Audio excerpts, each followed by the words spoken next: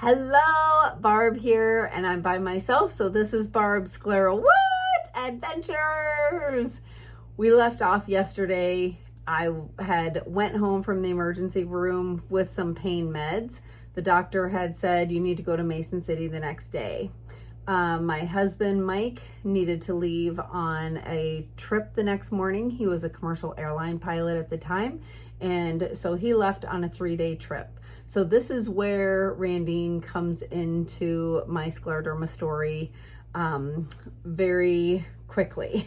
And so I needed somebody to drive me to Mason City, and because I was on the pain meds and was unable to drive myself. So Randine got in her car, drove me to Mason City. We went there, we checked into the emergency room there.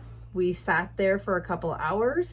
By the time the fellow came into my room and I was sitting there with the gown on, he took one look at me. He saw that all of my hands were blue, my feet were blue, my tongue was blue, and my ears were blue. And so things escalated very quickly.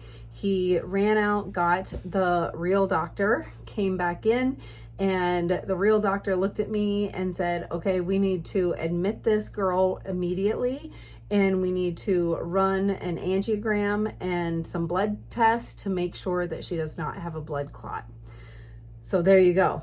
So very quickly, all of a sudden, things changed. I thought I was just in there for a blue finger, not really that big of a deal. And all of a sudden they were admitting me, they put me on a gurney, and they were rushing me upstairs.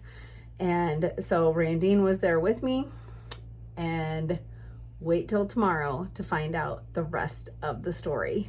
Thanks everybody. Aloha.